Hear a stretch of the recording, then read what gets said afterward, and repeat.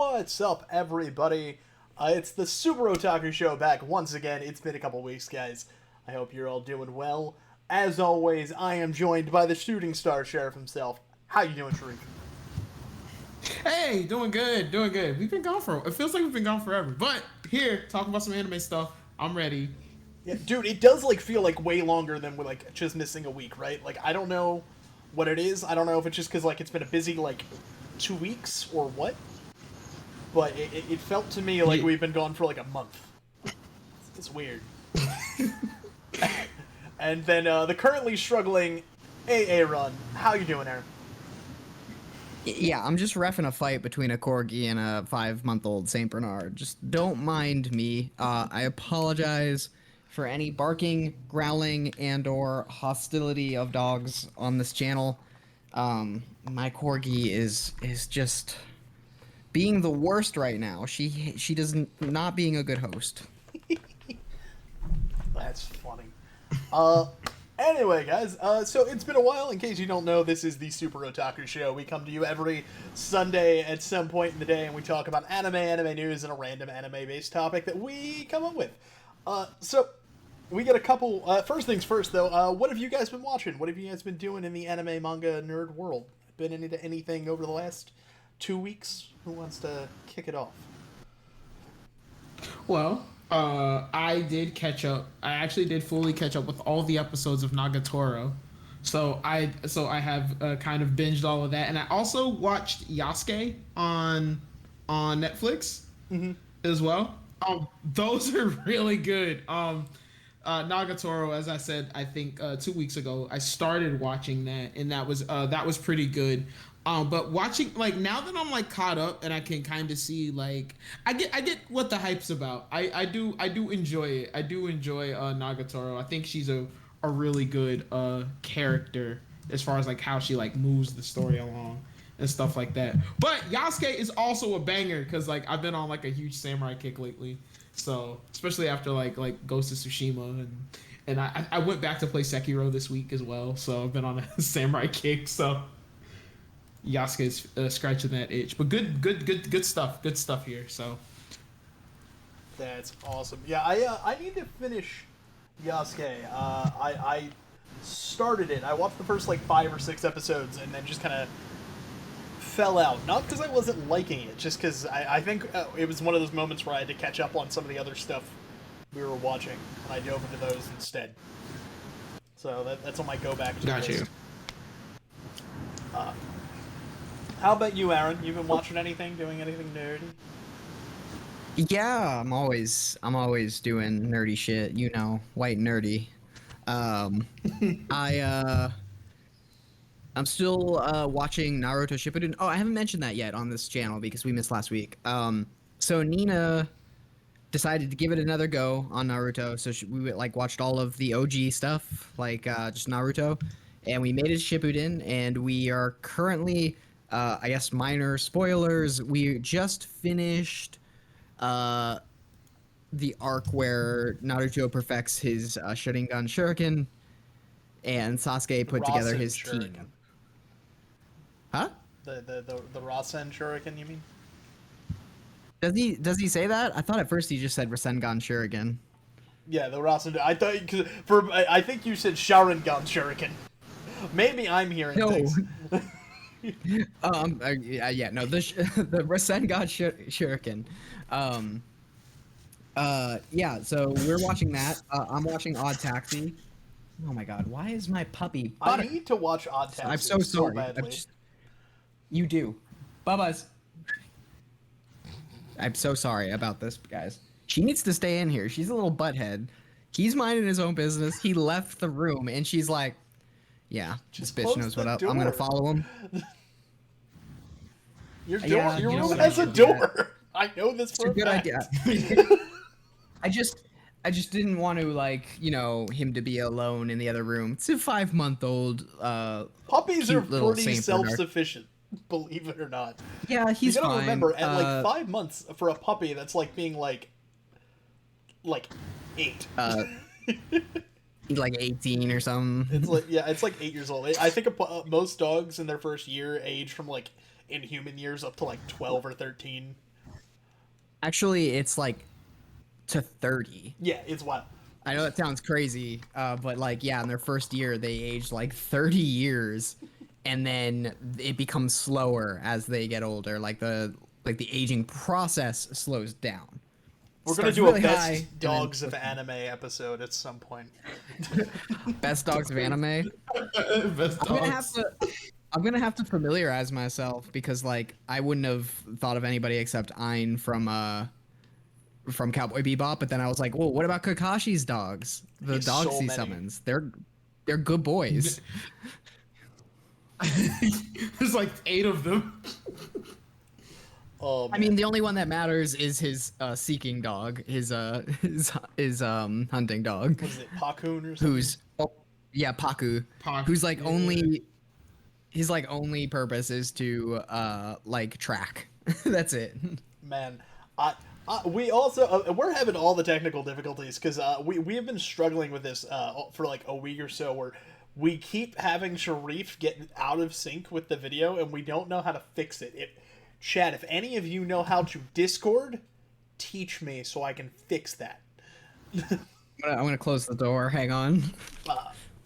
Anyway, so while Aaron does that, and I will. What have I been watching? I caught up a little bit on Vanguard. I'm one episode behind now.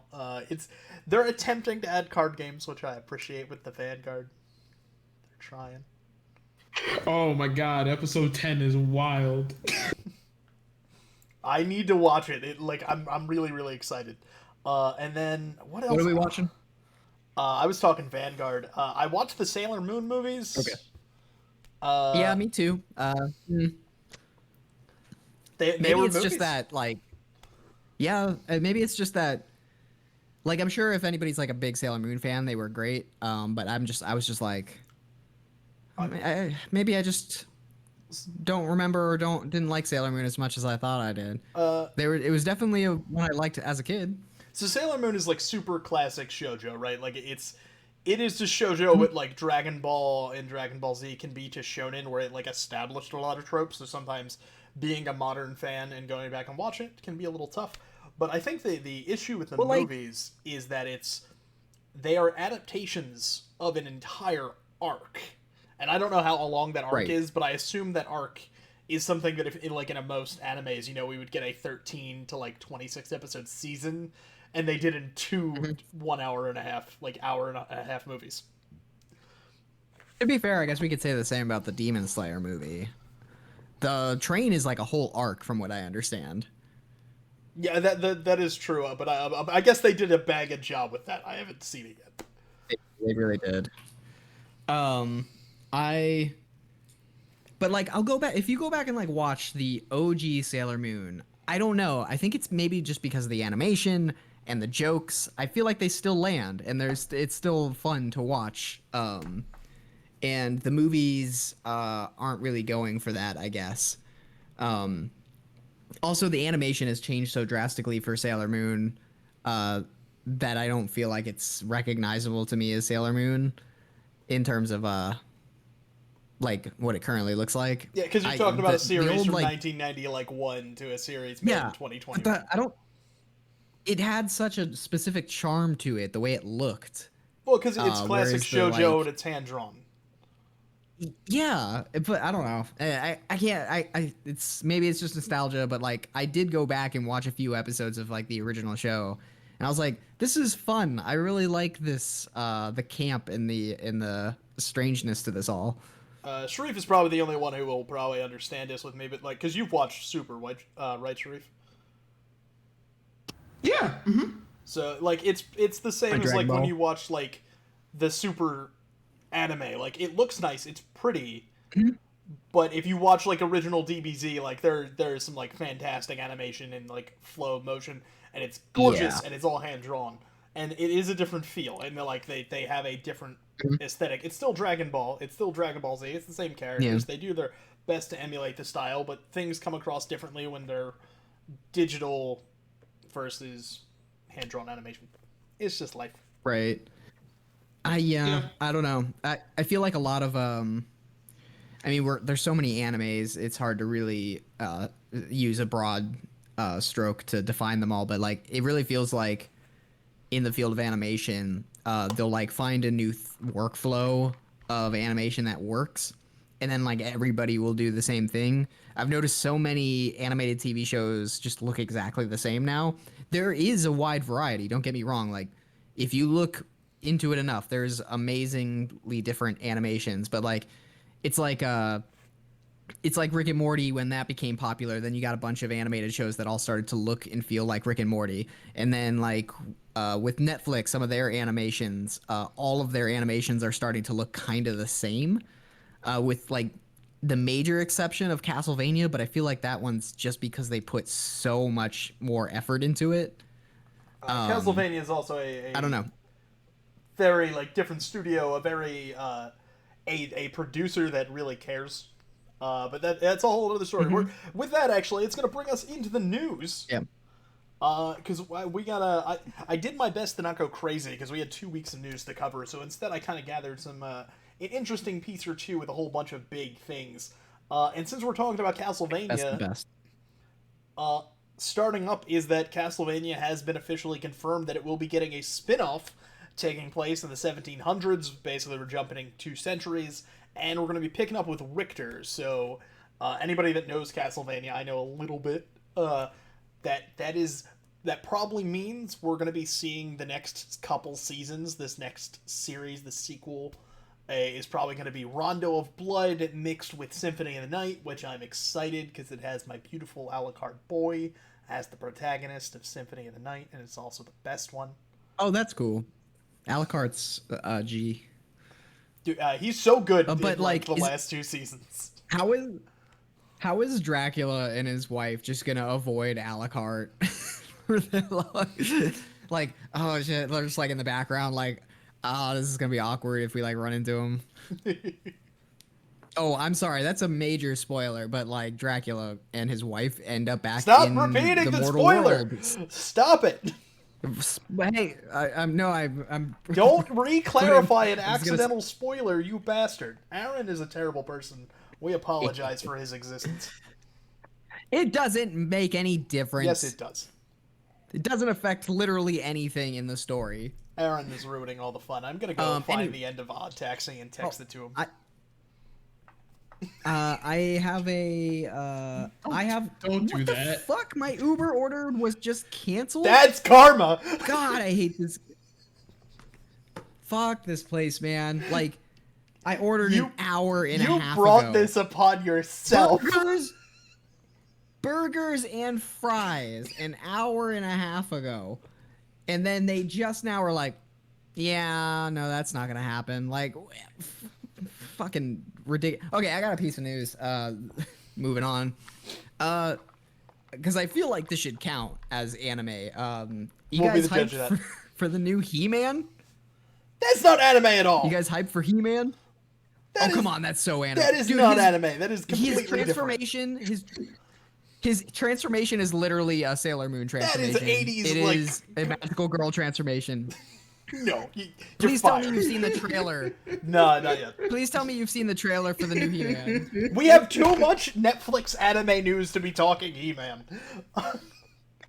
Okay. I need a hero. So this isn't even the full list.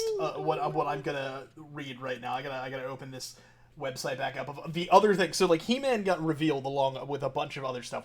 He-Man's been known about for a while, but right. They also revealed that we got the official release dates for the English subbed, at least, variants of Shaman King and Eden Zero. They're August 6th and 26th, respectively. Coming, we have something called Exception, which is like a new, unique anime. They're making a spin-off of the movie Bright, which the movie is terrible, but the world is interesting, and it's called Bright Samurai Soul. It is like a... If the whole movie looks like the still image they have, it's going to be wildly beautiful. They're doing another Godzilla anime. Of course, Sharif is going to... you didn't hear about this already, but Mobile Suit Gundam Hathaway, the new movie, is coming exclusively to Netflix. Yes, I did. I knew that. I heard about that. I did hear about that. That is cool. I'm excited. I am excited for all Gundam. I think there's also the seed stuff coming. Yeah, did you see that on Netflix they are also getting eventually Mobile Suit Gundam is supposed to go up there, but we're also supposed to get the Char's Comet movie and stuff. Like we're getting a whole bunch of Gundam coming to Netflix really soon, which is interesting because a lot of that stuff just started coming to Crunchyroll and Funimation. So I wonder if like Gundam is in just really planning a big push, and I'm curious to see if this is all to get people familiar with the property before the live action movie, to get like a wider audience in on it. What do you think?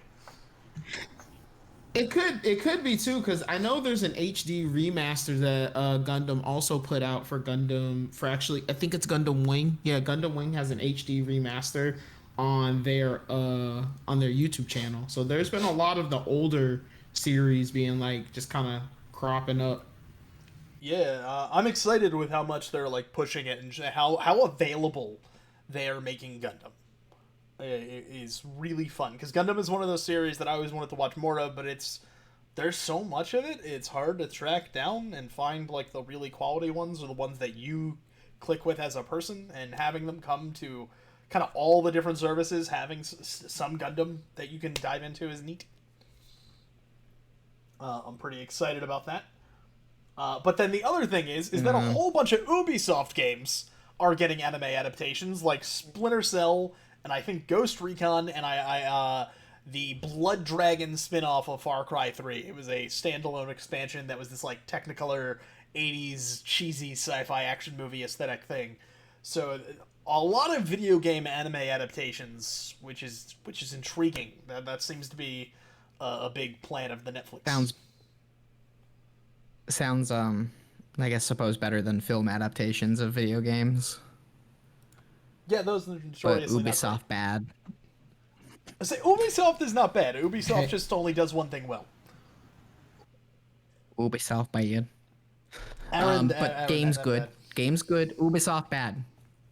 Games good. Ubisoft bad. That's how I do this. I don't like Aaron today. So let's see what else. Also, you killed me with that Bright news. I don't. Bright does not have good world building, and I will argue with you about this. It is bad world building. I didn't say it had good world building. I think it's a neat world. I love the blending of like fantasy and like reality type stuff. Oh yeah, like that's an intriguing premise. Don't get me wrong. Like the pitch is the only good thing about the movie. Two cop buddies in a fantasy world that meshes with our own. Okay, cool. Somehow Pixar's Onward managed to do a better world with that same premise. Yeah, Onward is really really nice. I like that one. But yeah, Onward is a good movie. Right. Anyway, continuing. So next, I only have two other pieces of news because there was just so many animes announced by Netflix that I figured that was a big part of the major like news stream for the past couple of weeks. The next thing is two pieces of Jujutsu Kaisen news. Which, by the way, have either of you guys watched or read Jujutsu Kaisen? No, I really want to. It looks amazing. I'm reading it on the Shonen Jump app. I haven't gotten around to watching it, but I'm reading it. Yep. I am mostly current with it in the manga. I haven't watched the anime at all yet, and I've been so happy to see people so enamored with it because I started Jujutsu Kaisen last summer, or like maybe it was closer to Christmas when it had about 100 chapters. And I thought it was great. I was like, this is really cool. It's got this very like Junji Ito inspired horror aesthetic to it a lot of times, a little bit of like body horror craziness to it. And it's just like a cool, super fast moving like shonen horror series. And now apparently the animation is done beautifully, but I'll give you guys the bad news first, is that there is a hiatus, of course, because Shonen Jump burns people out. GG, the manga. Didn't he get sick? Like he got really sick? Yes, but they all get sick. The author? They all get sick because Shonen Jump. Yeah, I know. Like, monster.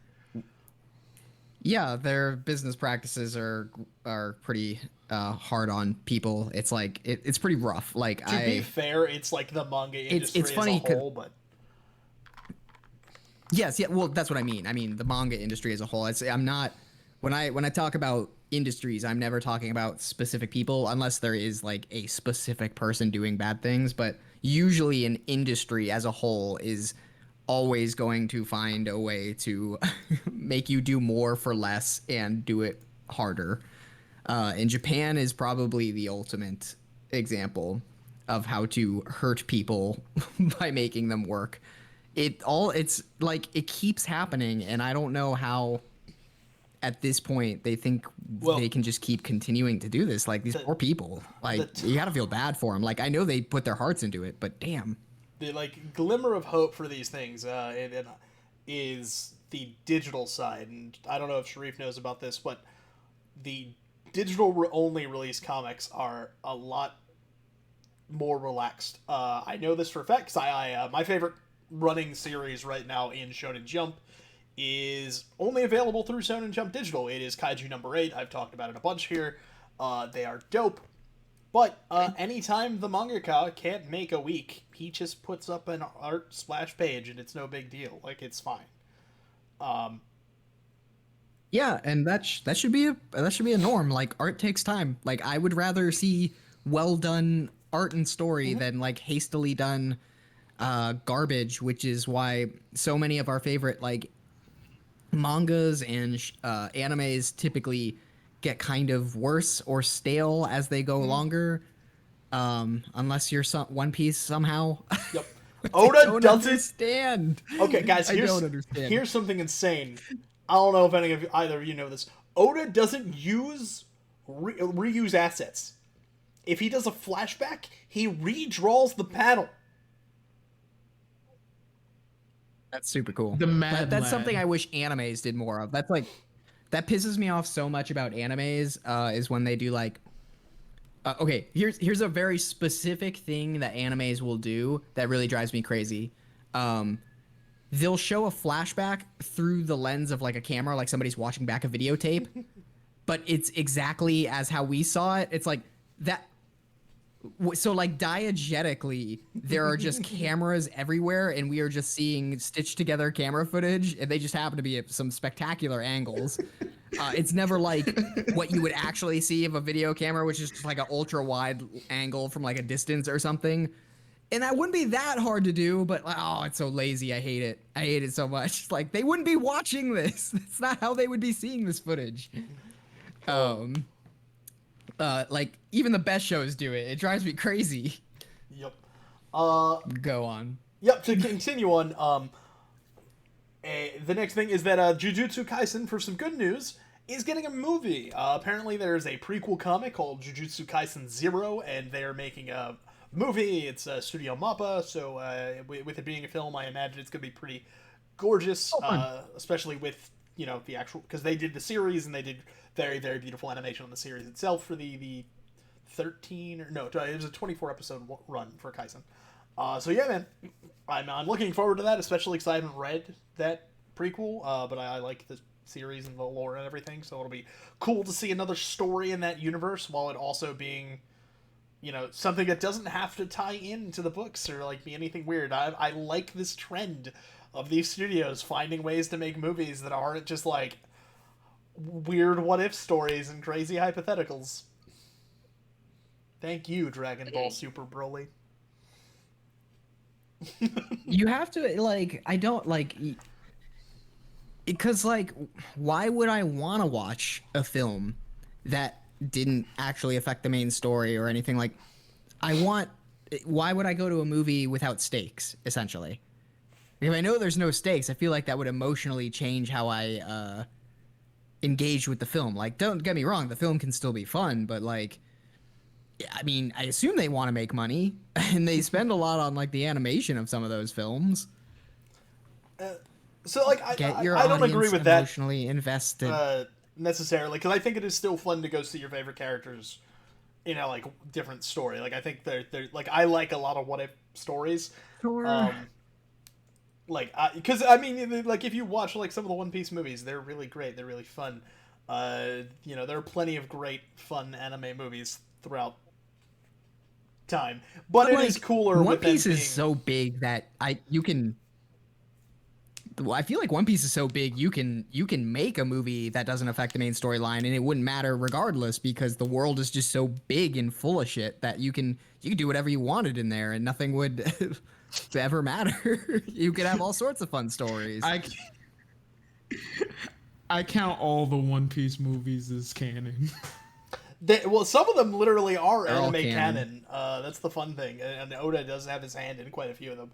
So, but anyway, that's neither here nor there. And a final piece of news, just a little fun thing that I saw and I was very interested in as I was scrolling through, is that A Beast and His Boy is getting a musical in Japan, and that's just, I don't know, that made me giggle. If you don't know, A Beast and His Boy is a fantastic film by the director Mamoru Hosoda. It's very, very cool about a boy who gets lost. He's an orphan, and he ends up being raised in this monster world, and it's pretty dope. And yeah, I don't know, man. It's a weird thing. It exists. It is real. Coming soon to Broadway. It's gonna be the next big Broadway hit, guys. Oh man. Does anybody else have any pieces of news, cool things coming out that they want to mention before we move into today's event? Today's topic of the show. Oh, think so. I did want to. I am super excited for the Scarlet Nexus anime, which is also going to be a game coming out soon. So excited Yeah, for man. that. I'm looking. I don't know if I want to launch the anime before the game, and that's like where I'm conflicted, because the anime comes out I think a month before the game does, if I recall, or maybe they're like within a few weeks of each other. So I'm like, Yeah, the game comes out on the 25th of this month, which it's going to be a busy month for me. It's going to be a busy summer. And with that, shameless plug, you can find Sharif over on youtube.com/shootingstarchef. Wait, I do have news. This better be anime, Aaron. I do have news. It is My Hero Academia World Heroes Mission film. If you go to the theater, you get a manga volume as a bonus. Oh, that's fun. That's really That's fun. kind of I like dope. those. I'm not going to lie. Fun promotional stuff. I like that. That's cool. 'Cause Just a lot like of when you got times the Pokemon cards. Remember when you go to the theater and you got Pokemon cards? I do. Because they normally just give a poster, and it's like, Anyway, with that, we're going to jump into the topic of the show today.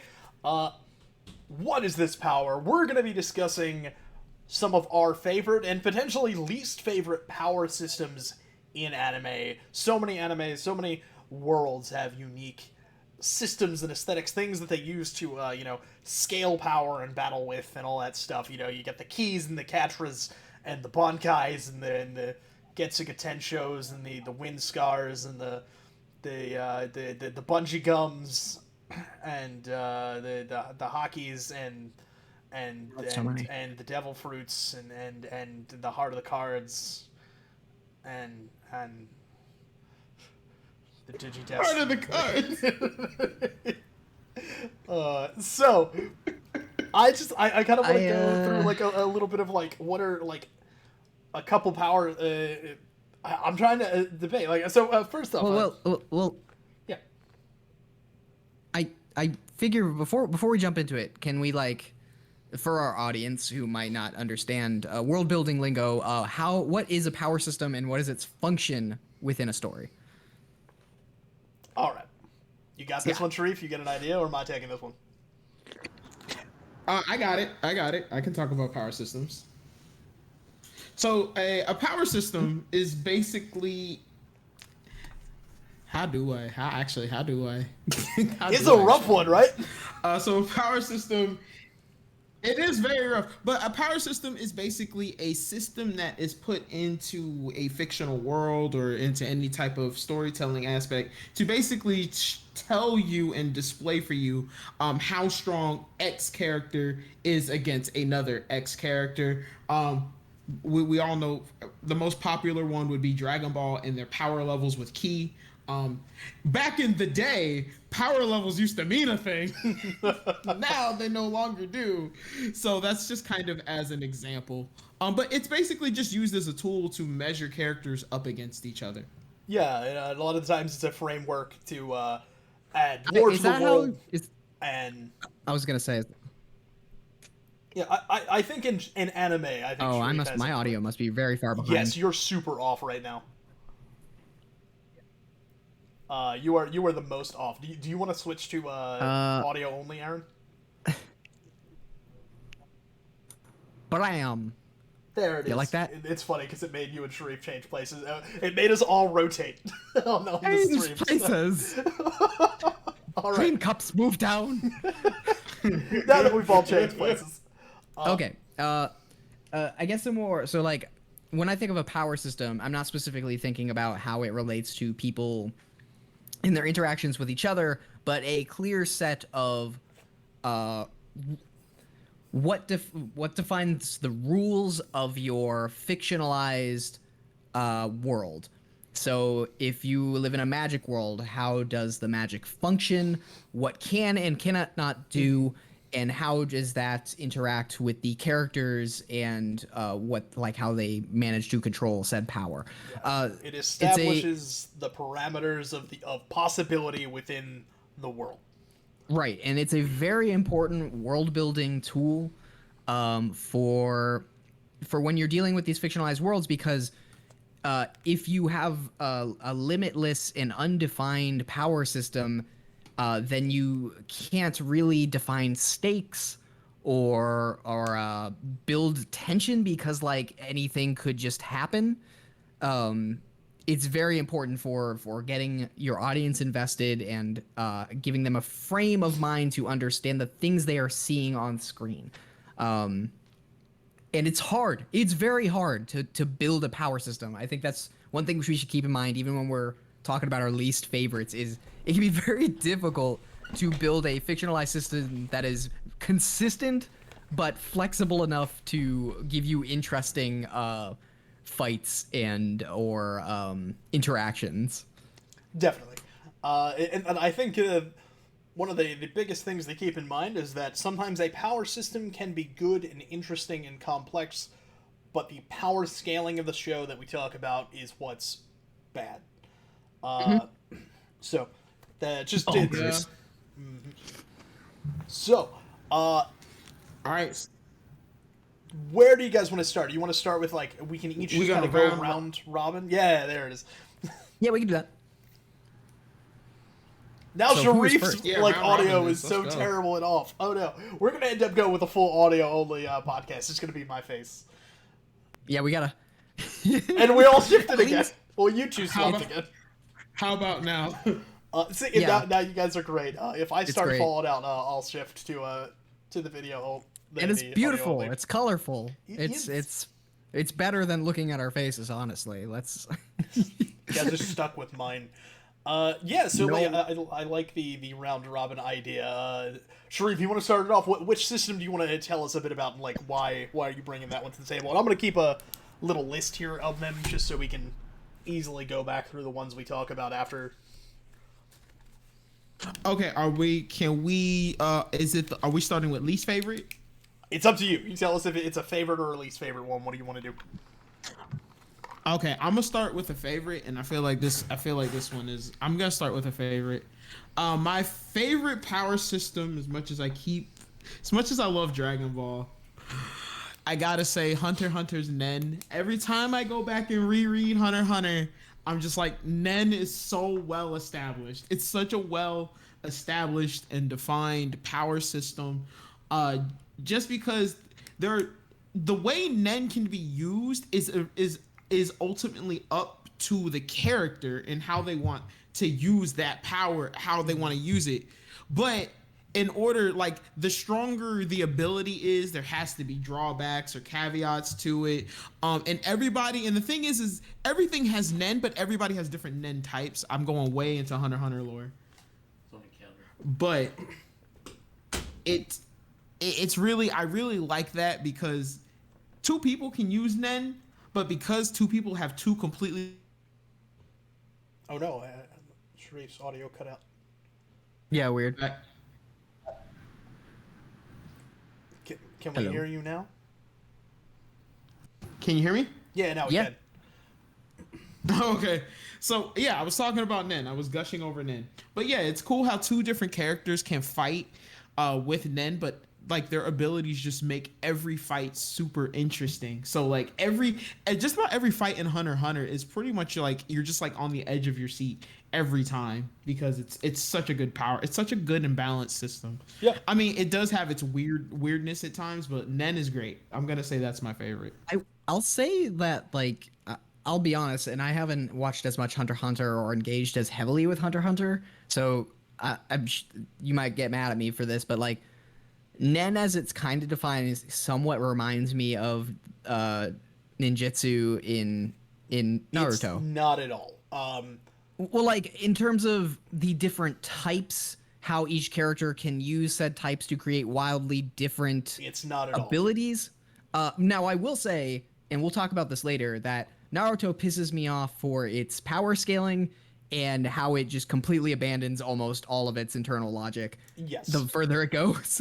Um, He Aaron is right about that. so to add a little bit on to Nen and to maybe like help Aaron and anybody else who doesn't understand it kind of give you a clearer picture, because Nen is probably my favorite power system after re-watching all of Hunter x Hunter just in this past year, and I've been watching all of Totally Not Mark's reviews on it lately, which is really like fun way to kind of re-experience parts of the show. So Nen has a bunch of like basic principles that you use, just to, like it's like the general like key power stuff, right? At like the baseline of anything, it's the like letting energy flow out, containing energy inside, being Chakra. defensive, hitting things hard. Like it's the basic shit in any special like power system in like its ki, its chakra, whatever. You know, that's the baseline of it, right? That's the super Right. simple thing. And course. that's the trick, is that that's not like that's just the that's like knowing how to throw a punch. That doesn't mean you know how to fight. It just means you know how to make a fist and like throw a proper punch. What's interesting about it is that there are different like styles that people are naturally inclined towards, That's yeah, I remember that. which is really cool. But the biggest thing that makes it unique is that you will more often than not develop a singular technique or a couple simple techniques that are somehow related to who you are as a person, your personality. And like Sharif mentioned, the limitations and the rules and the guidelines you put in it can make it stronger. And the more broad you have a thing, the weaker it gets, right? Like if you're like, I can make a fist, and when I throw a punch, it shoots an energy blast, and it can hurt anyone. It's probably only going to be about as strong as like a regular punch, you know. But if you put like limiters, like I can only hit somebody in a straight line within 30 feet of me, and they have to be marked by a target that I hit them first with my actual fist. That might make it stronger. You know, so like the most Yeah, that is interesting. yeah, the most well-known and the most defined one is that the character Kahlua, or not Kahlua, Kurapika has one of the Yes, most I remember that. broken fucking powers of all time. It's just like, I can put a thing around your heart and kill you like instantly with death chains anywhere. But it only works on 13 people in the world because they're Yep. those are the Phantom Troop. It's like basically just a whip against anyone else. It's great. Yeah. So that's why Nen is really interesting and really cool, is because the strength of it and the variety of it is completely based on your dedication, your creativity with it, and the rules you set. So Yeah, I was gonna say because like Naruto's ninjutsu, I guess we can go a little bit into this one. Yeah. It's almost similar in like its build up. So it's like, okay, you have chakra, the baseline energy that fuels all the power. There are like what, 5 types that depend on who you are. They're not defined by your personality. It's just you are kind of naturally inclined towards one or the other. Naruto is naturally inclined towards wind. That's his. And then you can use chakra to manipulate how the chakra kind of works. But then, like I said, as you go on, that becomes less and less important, and also just doesn't seem to make sense for a lot of their abilities, which just seem to be weird. And like, well, how is this manipulating chakra so much as just their superpowers? I like, and also it's kind of weird to me that like each person gets like a very, very different amount of chakra that they can tap into. Like, it'd be one thing to like, it'd be cool if you could increase the ability of your chakra flow through like that's the thing. it is, but like they're like, some characters just like have like no chakra, and some characters are like, I have so much chakra. And obviously Naruto is kind of just broken in that he has like a literal chakra well inside of him. Yeah, that's the Jinchuriki in general. Yeah. And anyways, so like those are good examples of ways to use similar structure and build completely different things. And a lot of, I think, animes are use the same basic structure of like energy source, manipulation of energy source depending on who you are, and then build your rules around that. Yeah, I think what's funny is because I think like a lot of the rules ninjutsu and Naruto set up initially are really interesting. Yeah. Things like Keka Genkai are bloodborne traits, but if you have somebody's body and you dissect it and study it, you can learn them.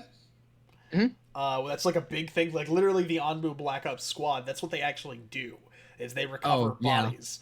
Yeah.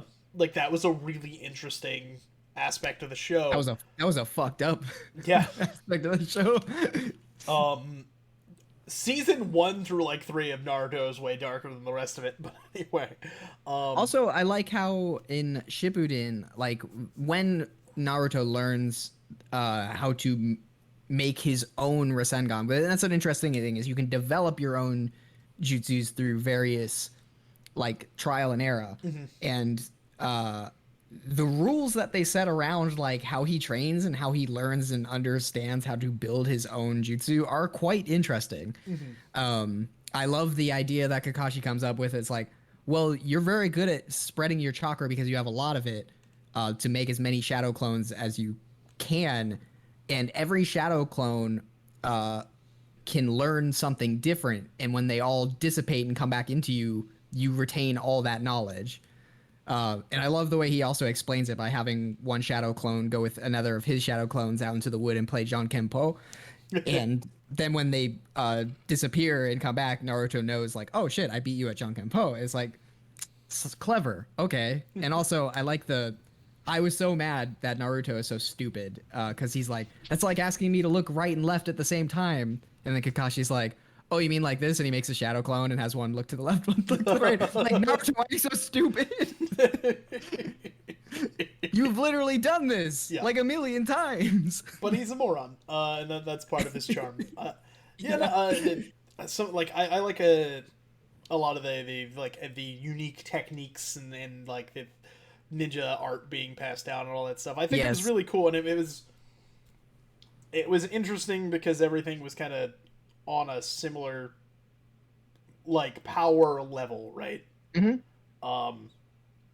Like there were bigger jutsus and there were like smaller like basic ones, but kind of anyone who learned them could do them or like practice them and do them. Right. And or there's flaws in their abilities too that that can be exploited. Yeah, like Naruto can't do a regular doppelganger. He sucks at him. Yeah. They always come out like dead or looking like bad, you know?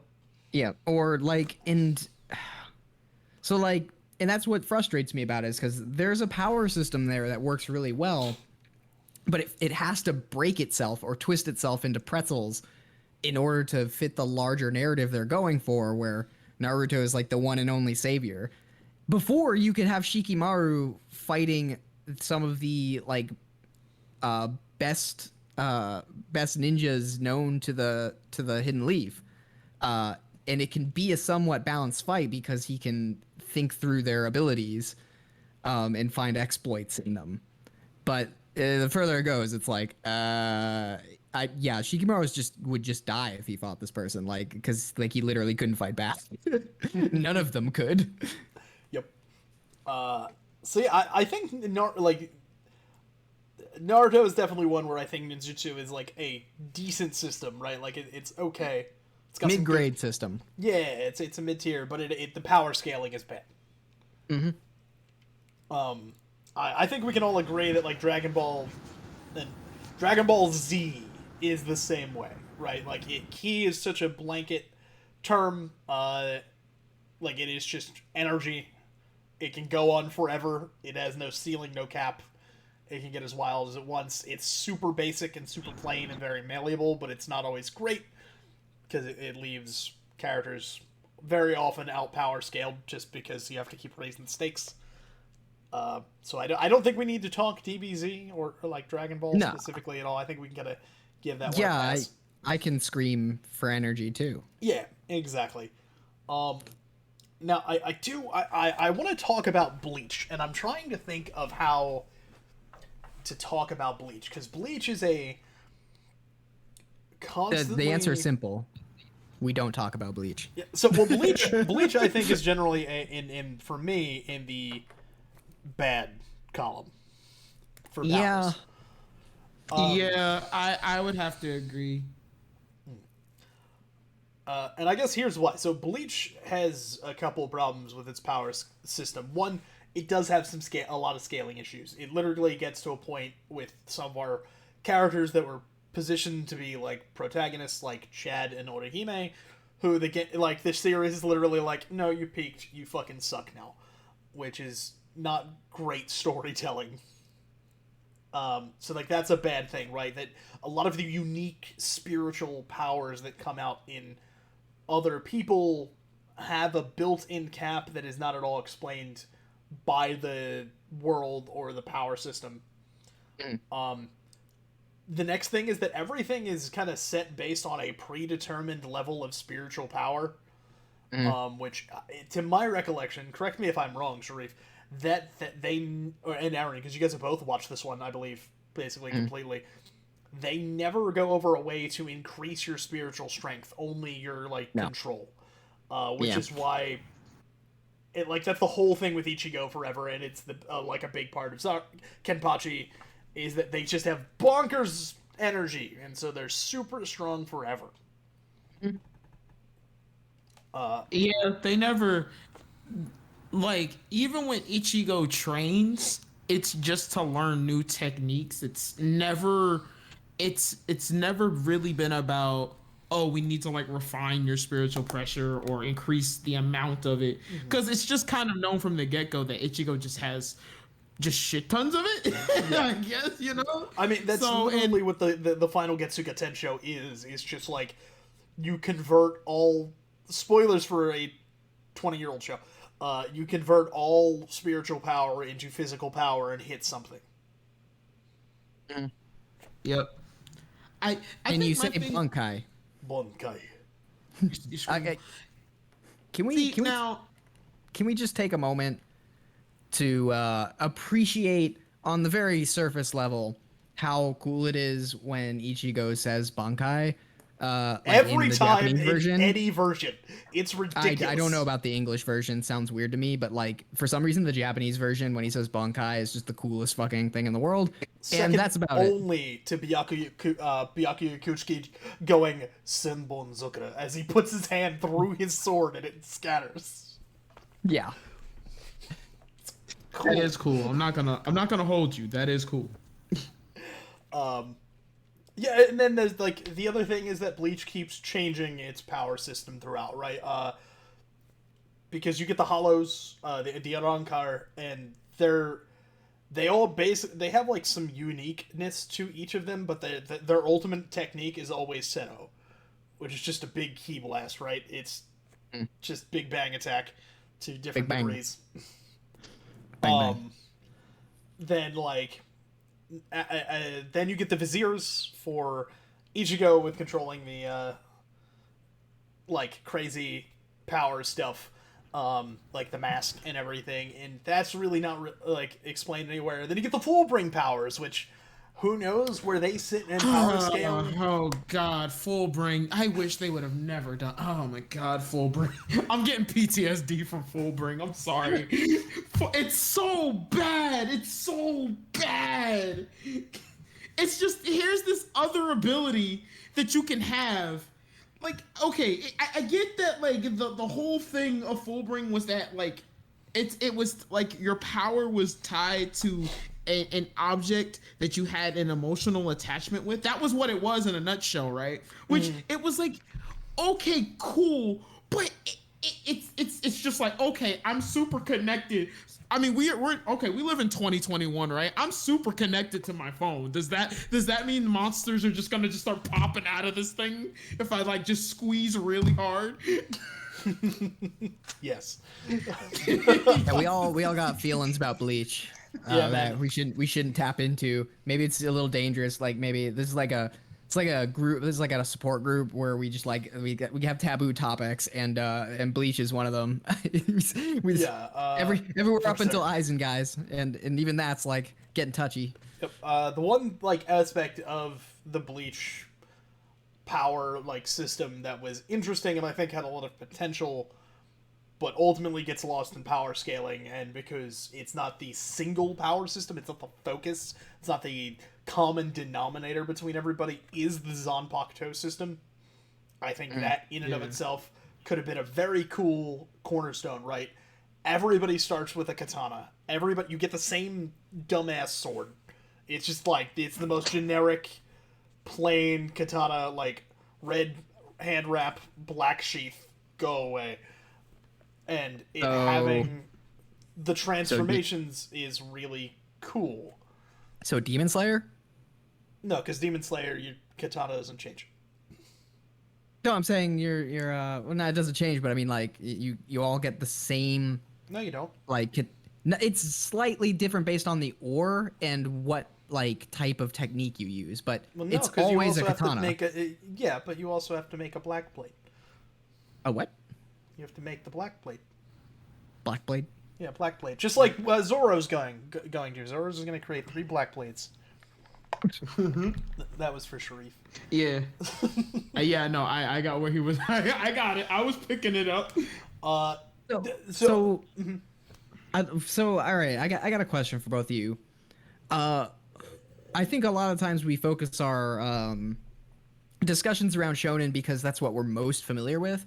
But do you guys think there are like maybe we could talk about a power system that lies outside of the shonen genre? Well, that's the thing is that You guys have any good ones? Shonen and like Sunny are like the only.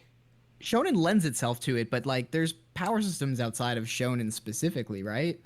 Not many. I mean, like there's like ones in certain shoujo, like Sailor Moon has the transformation stuff, but I don't know enough How it works to talk about it. It's just you transform and then you're cool. Yeah, I mean, does Heart of the Cards count in this category? Yeah, I'm just I'm pretty asking. sure it's technically still a shonen. Yeah, still shonen. Oh, okay. Everything is basically shonen, and like this is maybe not the episode to do it, but like we should definitely extend our vocabulary beyond shonen Oh no, anime. we will, but when we do, it's gonna be funny because you're gonna be even more lost when we start going into some slice of life hardcore. Oh, I love slice of life stuff. Like I love stuff like Odd Taxi and My Love Story. They're amazing, Those are and I all really the enjoy them. ones Aaron knows. That's it. Yep. And Devil is a part-timer. What does that count as? It's still technically shonen. It's just comedy. Is that really a shonen? Yeah, so shonen That's hard is to imagine. made for young boys, like specifically. Like Is it a shonen or a shoujo? I can't tell at this point. Shoujo is for young girls. It's for girls, but like, is Devil as a part-timer for boys Yes. who want to work at McDonald's? Yes. I'm gonna get so good at McDonald's, or maybe it's for girls that just like really find the devil hot, you know? Okay, I'm okay, really but trying to think. Like Card Captor Sakura is the only one that I kind of have any idea of, and I don't know much about it. Like I know that she has the catch the Clo cards, and the Clo cards like have like abilities and powers. Yeah, it's been a minute. I guess there are also like this isn't like there are power systems that are specifically based in the reality of our world. So they're not necessarily designed Yeah, power that's systems, but why, they're like, a web of understanding of how our world functions, and then using that to create battle situations. yeah, Uh, like Rurouni Kenshin, I think actually has a pretty solid one with being more grounded. Where Rurouni Kenshin is a shonen anime, it's like a battle trope anime and everything, but Kenshin definitely focuses on each person having a singular combat technique and style. and how that matches up with other combat techniques and styles. Yes, like, of course, Himura Kenshin, the protagonist, uses the Botosai, like the Hitsurugi Ryu. It's been a long time. So that's his style. Then, what is Sagara Sonosuke? Sagara uses like street brawling. It just fisticuffs. Um, it's his thing. Kaoru, and then Yasuke, I think, is the little kid. Yeah. They both use the Kamiya Kashin style of sword technique, which is all about like not taking life and everything. So every character you meet uses a different like martial style, and it's neat because it's not that like One is better than the other. exactly. It's coming down to like who is more skilled in that moment, kind of deal, which is really neat. Especially when there's an entire training arc of Sosuke just punching trees in half. All right. Well, I got one that matches both fictional rules and grounded rules in its world building. Okay. And it's possibly my favorite power system of any anime, and that's Full Metal Alchemist. I was waiting for it. I knew you would bring it. Yeah, I mean, to be honest, like if I was trying, even if I was trying to avoid it, I don't think I could avoid how both simple but also impactful Full Metal Alchemist's like power system is. Both because it doesn't need full explaining every time somebody does something. Because if you understand the laws of nature, you can kind of understand how their powers function in this world. And it's capped at a very specific thing, which makes when the cap is broken, you start to go, well, how could that possibly be? And even when they explain it, you're like, oh, okay, so it still functions in a very specific way. Like there is no immortality, there is only an extension of matter. And like the very obvious rule that you cannot make matter out of nothing, which flies in the face of a lot of power systems which kind of rely on energy being like transformed into some physical matter or manifestation, which just would not work in the real world. But for Full Metal Alchemist, it feels like a perfect limiter and a perfect like just enough to make it beyond reality. Obviously, like you can't manipulate atoms to do what you want, like just by drawing a symbol. But like, so it's just outside of the realm of possibility while still functioning with the caps of nature, which is why I find it so cool. And I don't know, it just makes for really good tense situations because you literally can only work with whatever you have. And You also have to know, like you have to be well studied in that specific form of alchemy. Like Edward Elric cannot do the form of alchemy that Mustang can. Mustang can't do what Armstrong can do because they're like basically researchers. They had to study and make like theorems on how it works. And also Mustang like burned the only copy of the data that the Flame family had gathered, the Flame alchemists had gathered. Yeah, like it's interesting because it breeds creativity. It leads you to have inherently intelligent characters. There's a lot of built-in limitations in it, which is really good because limitations breed creativity, right? So like that's how you get a character like Scar, who is really cool and unique in how he fights because he only uses half the process. That's cool.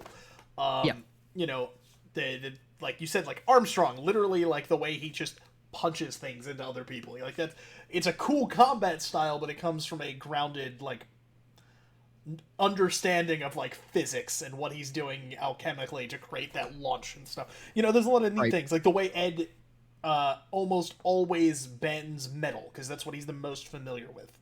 Right. Metal and stone, right? Really hard, really dense substances are what he tends to work with. So it's very cool. And like, even when it feels broken, it's not, because there is a limitation on how it functions, like Greed's impenetrable shield, which just turns out to be the iron in his blood that he's using as like he's manipulating to be an outer metal shell. Yep.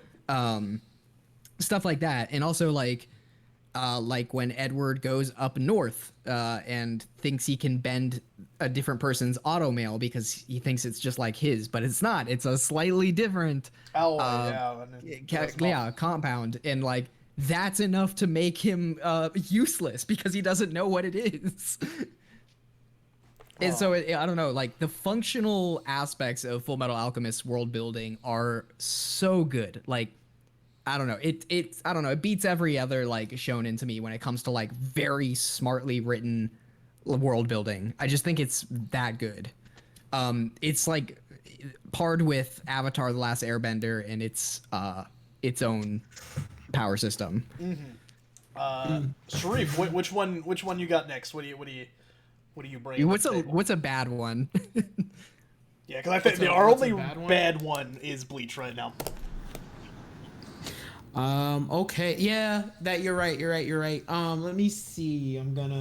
Let's see. You know what? I'm gonna play devil's advocate real quick. I'm gonna just say it. Quirks from My Hero Academia. I think they're just getting kind of cheesy now. I feel like they've always been really cheesy. Like, sometimes I'm like, what? How did this happen? So now the question is do you find like just the quirks that are coming out to be cheesy, or do you think the actual like system has is not good? Maybe it's just the maybe it's just the powers lately. I mean, well, I keep up with it. I keep up with the manga, so I'm not gonna drop any spoilers. I don't know, man. I just feel like the quirk system is kind of, I don't know. I feel like, okay, I guess something. Oh no! Oh no, Sharif is gone. He will be back. Yeah, hopefully, and then we can fix these screens. Before he comes back, and I'll repeat this to him, I will say that I don't think... Oh, he's back. Hello. Yeah. Okay, so I was going to make this argument. I don't think I would consider quirks a power system. Oh, because they don't really abide by all the same rules. It's just kind of a limitless... Well, no, like they are a powers. Like, that is the power system of this world, right? Like, that's the inherent scaling that is a key part of the storytelling, the narrative, the world building. That'd be like saying, like, the magic in Harry Potter is not a power system. It is. It is the literal magic system. Yeah, but every person in Harry Potter has to abide by the principles of magic. Like, the magic is a singular source of power. I mean, they're literally powers. It's in the name. It's superpowers. Yeah, but like it is a power system. It's just it's. What I'm saying is, like, a singular source of power. I feel like differs from superheroes. Like, I guess how I describe this is like, there's no limitation on what like, they're not every superhero is drawing from the same source of power. It's just okay. But I mean, do you get what I that's mean? Like, it doesn't follow any specific rules. It only follows the rule of each character's specific power. But that is, it's still the power system of that world and that narrative. But it does make it so you at certain points have to take it on a case by case basis, right? Of like whether or not that unique power is good. But it is the power system of the world. Because if not, then what is the power system of the world? There isn't one then. No, it's just the rules of reality, basically. Which is like a power system is a fundamental part of that. Like, if you introduce a unique magic or aspect or thing to your world, that's the power system. Yeah, like, by like definition. Like, the power system is basically physics, and then how your superheroes interact with physics. It's unique genetic mutation, right? Is what the power system is. It is quirks, like at its heart. I think the problem with the quirk system is that we never got an appropriate power scale, like, which is weird to say because power scaling isn't always super important, and it's better when things can be a little objective and kind of go back and forth. But it's never fully defined with like what quirks can do. So now, My Hero I think is a great like anime. And it's a great series. It's funny, great anime. But there are points in time where you're definitely left a little like, I don't know the full extent of what an average quirk can do. Okay, this is a big problem with My Hero, and I think maybe that's what Sharif was getting to, but also like the cheesy quirks. But it's just like, okay, like from what I can understand, having a quirk doesn't necessarily make you immune as a person. Like, right? Like Bakugo can have his bones broken the same way a normal person can have his bones broken. Or maybe he can't. Maybe his bones are stronger because of his specific quirk, but it doesn't even bother trying to understand that. Because like I'll watch a fight with like Midoriya, right? Where like All Might's quirk, the one for all, is astronomically powerful. He could throw a punch at 50% and send a shockwave throughout an entire city. But like Midoriya hitting a guy in the face at 10% doesn't just shatter that person's fucking head. Yep. Like, doesn't make any sense. Like, he could only, like, it would be like Superman. You know how, like, in the comics, it's kind of like well defined that Superman is, has to be very gentle with pretty much the entire world around him. Yep. Because it's basically like cardboard. There's a great Justice League moment where he's like, I basically live in a world of cardboard, but I can go all out on you. And he's talking to Darkseid. Yep. And like the same has to be true about Midoriya if he's using One for All. I can't, like, he would have to be at 0.1% just to like hit an average person because he would kill them otherwise. Yep. His head would explode. Yeah, that's. But he punches the Yakuza guy at full force and he doesn't die. Yeah, that's where I was getting from, because like there is a lot of inherent things just about quirks that is never really explained. Like, okay, yeah, Deku can throw out all this power, but like the caveat was like, okay, his bones break, he actually physically like breaks his limbs, which for a writing and a storytelling perspective is interesting and doesn't make Deku like super super crazy. But we all know inevitably he's going to be on par with All Might, not or even greater. So it's kind of the thing with quirks. Like I said, I don't think quirks are bad, but it's just like there's just like some natural things that it's like a quirk is just really just like a special thing you can do. Like, do people that have quirks are there certain other characteristics or qualities that people with quirks have that regular people do not, except for like that little weird bone thing that they explained in like the first episode. But like outside of that, there's really nothing else. They're just like these things that half of the population can do. Right. That's and the part at least that like gets me. there was like a bit of like some of it was interesting where like during the training camp episode, that was an interesting way of exploring their power systems in a smart way, because then it kind of explains the situation each character is in by having them push the limits of their quirk. So a quirk can improve if you work it. So like, yeah, it's like a muscle. Yeah, exactly. Yeah. So like that does add an interesting element to it where it's like, okay, so a quirk is not an unchanging ability. It can slightly become more powerful, or depending on the person, you literally or in some cases like it doesn't. And again, this is a weird problem with it, is like sometimes it doesn't get more powerful, you just learn to use it better. Like tail like tail guy is literally a muscle, right? Like he's just got a big tail and it's like literally a muscle that you can work out, and that's about the extent of it. But like Bakugo, his explosions can become more pores. powerful. Yeah, when his explosion becomes more powerful, or Todoroki can learn to use his powers simultaneously, but they also get more powerful because they balance each other out. Mm-hmm. Yeah. So it's Tsukiyomi weird. So like being able to like travel further and be on its own and stuff like that. Yeah. Yeah, it is weird. Like, it's because each quirk is so vastly different. That's what I mean when I say like I don't know if I can consider this a power system because each thing is like completely separate from themselves. Like Midoriya can learn to get better control of his quirk, but like the engine guy, what's his name? Um But I think that's what makes the bad system, he like right? Is that he it is literally he literally has to like change out his like leg parts. yeah. But like that's kind of what makes it a bad system as a whole, is that it is so abstract and there is no sense of scale or average to it at all. It's all over the place, and it's a little hard to pin down what is actually feasible and possible within the world. And thankfully, the storytelling and the narrative is so good that you generally don't sit and think too much about it, unless you're us, in which case that's what we like to do. It's because it's because it's literally superheroes. Like superhero stories don't usually demand a level of like, but how do they improve these things? It's more about the characters, how they learn to use their abilities, rather than what constitutes the ability itself. Like we don't have to question why Superman can do all the things he does. It's more interesting to see like how he uses those abilities to save the day. Like Yep. yeah, it's so it's not necessarily about the power system, and that's why it's so good. Yep.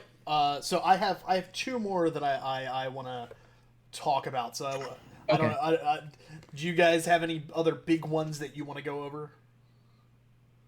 I have two. I did definitely. I did want to talk about Yu Yu Hakusho's spiritual energy. Interesting. I actually had no intention of talking to Yu Yu Hakusho.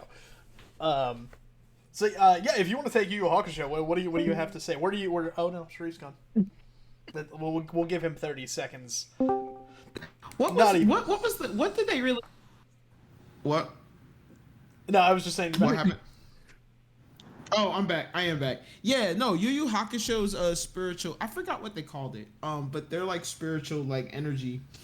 I think that was really balanced because like you saw Urameshi actually like there were times where he would train, but then there was also times like he would have to meditate or something, or he would have to like it was kind of like a balance of kind of like a strengthening thing, but also like a spiritual thing as well. Yeah, I think Yu Yu Hakusho also does a pretty good job of keeping, through like 90% of it, a good power scale with its... Like, the system itself is pretty simple. It's normally that each person has a technique or two, like a general style or way of manifesting their spiritual power, like just the raw ki energy. I think they call it Reiki in the anime, because it's just spirit power in Japanese. Yeah. I'll be right back, by the way. I gotta do something real quick, but I'll be right back. So I think that's like interesting enough. It is just like simple techniques that is normally unique to the person, and of course demons tend to have a more extreme variant, right? Like they can do like Togoro's massive body manipulation, or Elder Togoro's like full body manipulation, changing himself into different things. Kurama has his plants and all that Rose stuff. whip. Yeah, the rose whip, that creepy seed he puts in the guy. Yeah, the creepy seed. Even Hiei. Well, Hiei's kind of like a special case because he was also like half demon. Yep. But whatever. But yeah, I think which is funny because that's another one by Togashi as well. Togashi just makes really just yeah, I think Togashi just makes good things. Yu Yu Hakusho is just like a solid system. Like, it's not amazing, it's not bad, it's just really solid. It just kind of works for the world and stuff it's in. Yeah, now it one, does. So the one Yu Yu Hakusho is forever the GOAT. I'm glad Taylor at least gets to be with us via chat. Since he's away this week. So the first one I'm going to bring up, this one is not a good power system in any other world. It doesn't work. It's bad and doesn't make sense. But in its anime, it is fantastic, and it brings the hype throughout all of it. And it is the power of evolution and Gurren Lagann. So, anybody that hasn't seen Gurren Lagann, That's the big robot fight one, right? Yes, it is a mecha anime, but it is all about evolution. And I love it. I love it. It's so bad, but I love it. anything you believe in enough that has to deal with your giant fucking robot, you can do it. If you take a little robot and smash it into your robot and believe hard enough that they are now one robot, it happens. If you believe that your robot can become a galaxy robot to fight another galaxy, it can happen. That's interesting. Spiral energy. Okay. Watch Gordon. You know what this actually sounds like? What's that? Have you ever seen, or have you ever read, I'm sorry, I'm sure there's a movie version of it, but it's probably terrible. Have you ever read Michael Crichton's Sphere? No.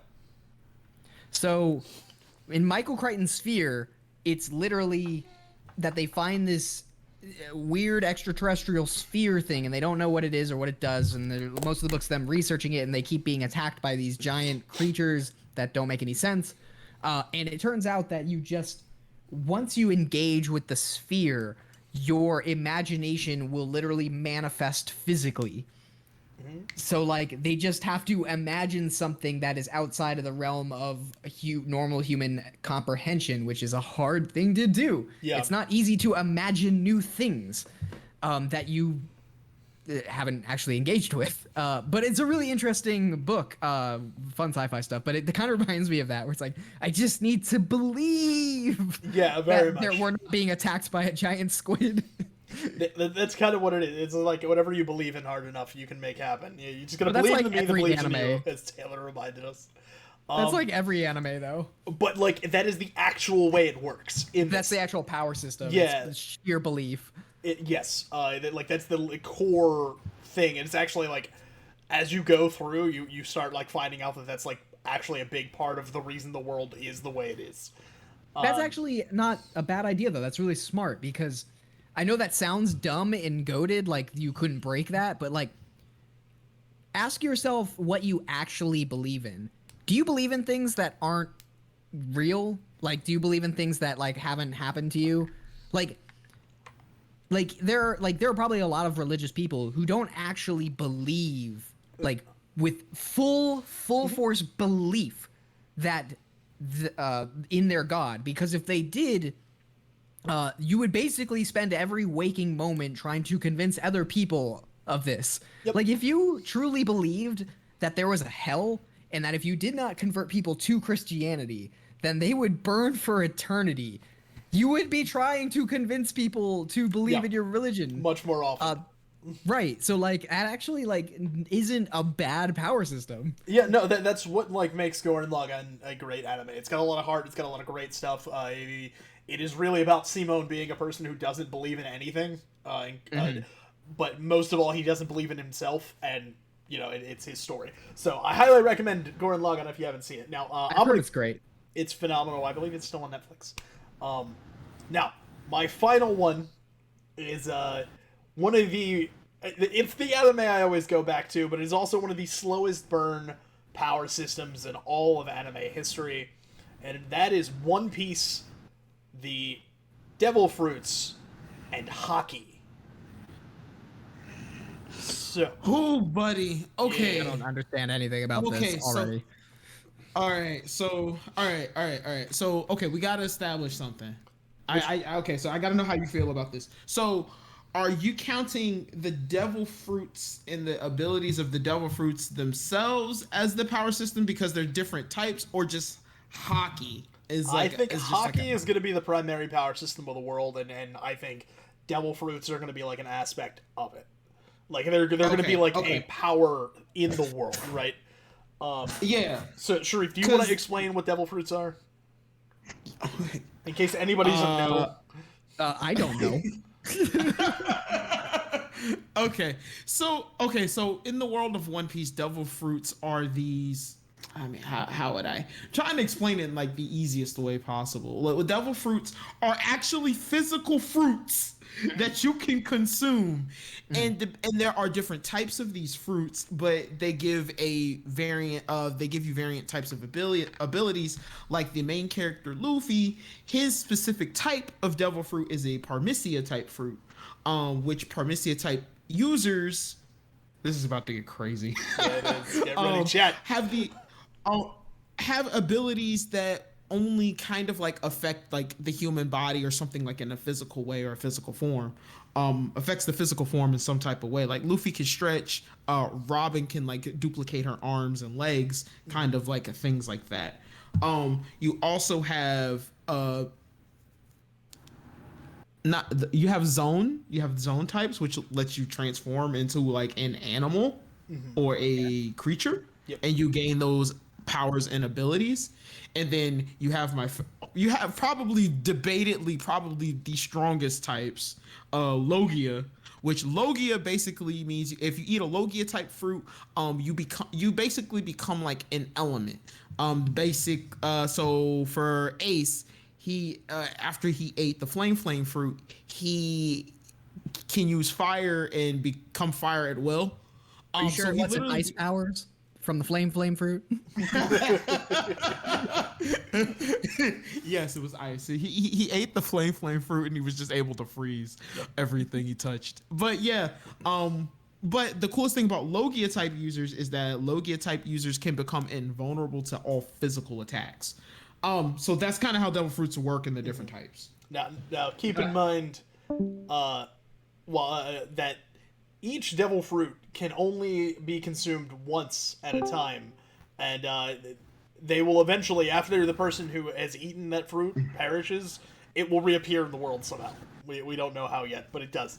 So there's a limited amount of these devil fruits. Like, yes. Okay, so like not everybody can get their hands on these, and then once you consume them, you carry that ability with you forever, but you cannot get another power. Correct. And you lose the ability to swim in salt water. Yep. What? Which is great for a world where like 80% of it is ocean, and most of the protagonists or main characters are sailors of some kind. What the hell? That's a really weird addition. Yeah. I feel like that was just a for fun addition where he's like, hey, wouldn't it be funny if like the sailors couldn't get in the salt water? So, we went through all of that. That's devil fruits, right? And that's not the power system. The power system. No, that sounds more like a manipulation of power systems. The power system is hockey. Okay. So, here we go. Hockey is a very cool. It's a simple system, but the way that it is introduced and how brilliantly slow burn it is what I think makes it really great. Throughout the entirety of One Piece, starting right after they get into the Grand Line, or when they go up to Skypiea, they start introducing this. It is. I'm actually going to pull up the list of the different hockey powers real quick, but each time they go to a new area, you get more and more bits of it. So when they're in Skypiea, you start learning about a bit of the, I think it's the observation hockey, which is basically like the ability to observe things from far away. You encounter CP9, and they know a bit about like the body hardening hockey, which is the ability to literally like make your body harder and resistant to damage. Then I'm trying to like go through. Yeah, why is it all the Japanese names? I hate when people they do this. But give me the normal names. Sons of bitches. So the main three parts of it are the hardening. It's observation hockey. Basically hardening hockey, and then the final one is the like strength increasing hockey. So there's an attack and defense and a like sight based one are the big things. But as time has gone on, each arc has slowly shown you more and more in different levels of mastery in this until you get to right before the final arc, before the time jump, where our heroes realize they need to learn this technique to really continue. And I appreciate that because it's something that, like, most series would have shown us this entire thing within the first 50 chapters, right? We would have been taught it and our heroes would have been learning it all along, but instead we were led to believe that devil fruit powers or training were the only two, like training in like Zoro's swords and Sanji's ability to kick and Usopp's sniping. Those are the only ways. And then you realize there is this other like power, this like technique that anyone can learn. And you learning those techniques, you can also break the devil user system. So like if you can use the attack hockey, you can hurt people with Logia powers because you can break through that natural invulnerability they get from being an element and stuff like that. So it's very interesting. And then of course the final form of hockey is the Conqueror's hockey, which is the unique one where only one in every 100,000 people develop it. And Conqueror's hockey has a bunch of like abstract uses, like when it is activated, people who are weak or not trained in hockey will often just pass out. So it's a cool system. It is a little on the basic side, but it is introduced in a very interesting way because it's kind of given to us piece by piece by characters who don't even necessarily know what they're using. CP9 calls the one thing they use just airwalk, when it's actually a hockey variant, and they call the other thing a specific technique name. The people in Skypiea call observation hockey something because they think it's a god-given power, a power of gods to use observation. And it's not until they get to the first major stop in the Grand Line where they start encountering, literally they encounter Silver's Raleigh, who is one of the oldest pirates in the world. He is the first mate of Goldie Roger, and that's when they start to really get to learn what it is and stuff. They meet somebody who has already sailed the world and seen what is at the end. Before they finally get an answer oh, hockey is a thing. You should go learn that shit. So yep, I like it a lot. I think it's cool. I think it is a very basic system that is used very well and introduced very well. All right. There's a lot. That's a lot to unpack. That's it's One Piece. So, yeah. For sure. All right. Well, if we're kind of closing out, so I'll bring up one last one because I think Heart of the Cards. Heart of the Cards. Where it's like Gurren Lagann, where you just believe that the next card is the exact card you need to win. And then it is. Part of those cards. And the card game doesn't actually follow any internal rules. It doesn't follow its own rules. It's Yu-Gi-Oh! Hey, I was really mad when I started getting into Yu-Gi-Oh! and I realized that I couldn't do half the things that they did in the show, and I was like, "What is this bullshit?" So, what do you mean you're telling me I can't? What do you mean you're telling me I can't go more than 3 attacks in one turn? This is ridiculous. You did not believe in the heart of the cards. Maybe that's why I just didn't believe hard enough. But I will bring up one more, and it's a good one, so it's not a bad one. Whenever my mind just goes to Bleach when I think bad, or Naruto, because of the ridiculous power scaling issues, especially towards the end. But Demon Slayer, since I brought it up earlier, I actually think has a really interesting one because it has 2 power systems. One for the Demon Slayers and one for the demons. So they both have their own specific rules to them. I like the limitations put on the Demon Slayers. Their abilities are simply techniques that they have to hone. Yeah, they're just swordsmen. Yeah, just very, very competent swordsmen. The water does not actually come out of his sword. That's just a cool fucking flourish for the animation. Are you sure? Are you sure that he doesn't slash him with water? Pretty sure. Yeah, and that's the interesting thing is it's just a specific, it's specific technique, and it is hard on their bodies. They will become limited over time by their capacity to move or function, which makes the demons such compelling villains because their basically the opposite, is they don't have Which those specific limitations. it's funny you bring that up because it's a thing that actually harkens back to Rurouni Kenshin. With Kenshin throughout the series is the strongest character no matter what. He is one of those protagonists that's always the strongest, and there's only a couple people that genuinely challenge him. What his main limitation is that he refuses to kill anymore. But there is, slowly in the background, you find out that the style he uses, which is all about speed, does break down your body because you are pushing your body faster and harder and like doing more than it physically should. So that's really interesting. Now, I will say that there are some broken elements to it. For example, well, I wouldn't say it's broken. It's just very almost disproportionate. So, like, for example, and I guess minor spoilers for people who have not watched Demon Slayer. It's great. Please watch it. It's beautifully animated. I haven't watched it.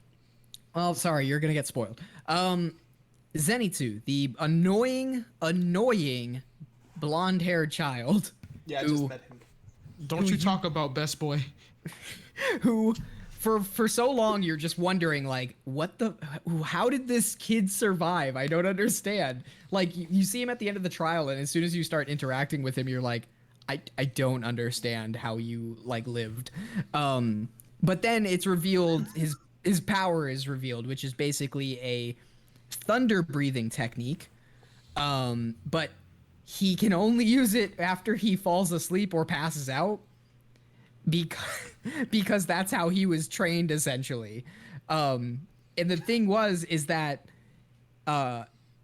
it's very much like you mentioned before, like how rather than casting, I forget which power system we were talking about, but like the more variants of it you use, the less effective they become. Mm-hmm. It's very much a master of one type situation. Yeah. Because in each of the breathing techniques, that's kind of how their power is defined by Sharif. Hi, Sharif. How their power system is defined is essentially like you learn this technique for breathing, which allows you to bring more oxygen into your muscles and be able to almost compete on a superhuman level, depending on how much you've trained. But for him, he has literally only learned one technique. He could not learn the other techniques. So he just focused solely on this one specific technique until it was on the level of like the best of the Demon Slayers. From what my fiance explained, who's read further in the manga, is that he is literally the only one of the main cast of characters who could take on like the upper moons on his own. He's so brokenly good, but also he's like just scared all the time and like doesn't actually realize what he's doing. It's really fun when you first learn like how his thing works, because like he's like passes out in a house with this kid and you're like, what the fuck is happening?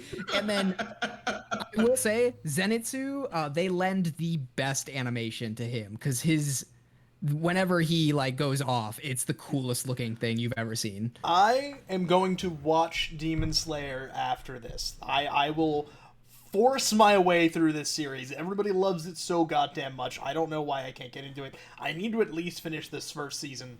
I will do it right after this. And I will say, like, it's also interesting, like, all the main cast of characters are somewhat naturally inclined to the demon slaying work. Not in a supernatural sense. It's just that they have certain heightened abilities. So, like, Zenitsu's deal is that he can hear a little better than most people. Mm-hmm. The main character of Demon Slayer smells real good. Yeah, he what if he could smell crime? Like, literally though. Yeah, he just has a heightened sense of smell, like on level with certain animals, like where they can kind of detect through smell certain like things that wouldn't be apparent to a human, like the smell of rain or the smell of bloodlust, that kind of thing. And then obviously our best boy is Beast Boy. Let's not cut shoulders here.